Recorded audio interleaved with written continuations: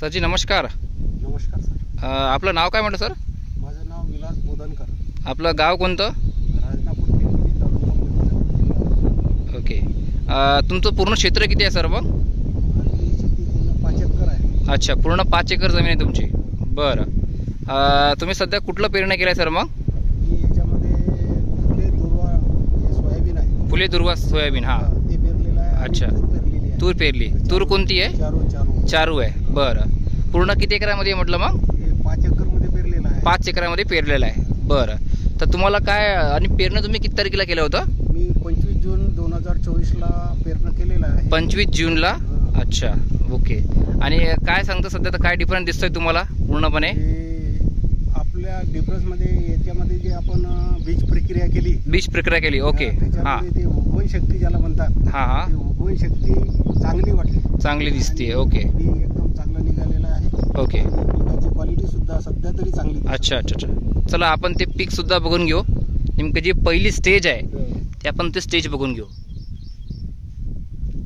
बघू शकता मित्रांनो तुम्ही, जवळपास फक्त 10 दिवस पेरणीला होत आहेत.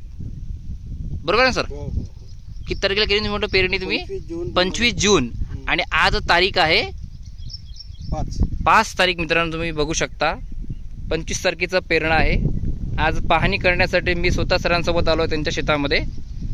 10 दिवसांमध्ये पिकाची तुम्ही क्वालिटी बघू शकता. पहिल्या स्टेजमध्ये मी बघू शकता तूर आणि सोयाबीन.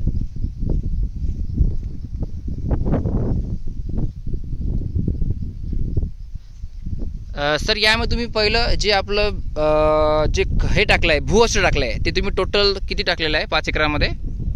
5 एकरामध्ये 10 बॅग टाकल्या. 2 किलोची एक बॅग असते ती. 10 बॅगा टाकला तुम्ही. ओके. ते खतामध्ये मिक्स केलेलं आहे. खतामध्ये मिक्स केलेलं आहे. खताची संख्या किती होती मग? किती किलो होती खत? खत होतं 4 पोते. 4 पोते. म्हणजे जवळपास मला वाटतं 30 किलो खत होतं. ओके. बघू शकता मित्रांनो. आणि ग्रो मॅजिक किती होते पूर्ण? 5 ग्रो मॅजिक आणि 10 भूअस्त्र. ओके.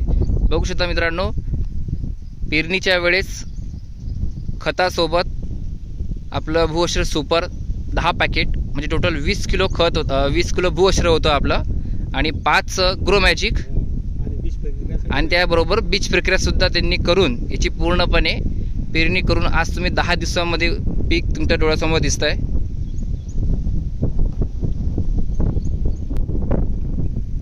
जबरदस्त.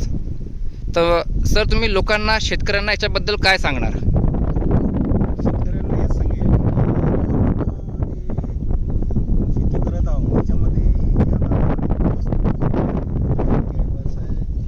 याचा वापर केला हां, तर पिकामध्ये सुधारणाही दिसते आणि ओके. पीक चांगल्या प्रकारे येऊ शकतं. आणि मित्रांनो तुम्ही बघू शकता याच्यामध्ये कुठल्या प्रकारचं वाण्यांचं प्रमाण पूर्णतः दिसण्याचं नावच दिसत नाहीये.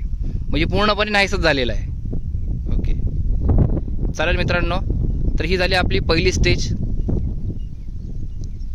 Wish all the best. जय हिंद, जय इंडिया ॲग्रो.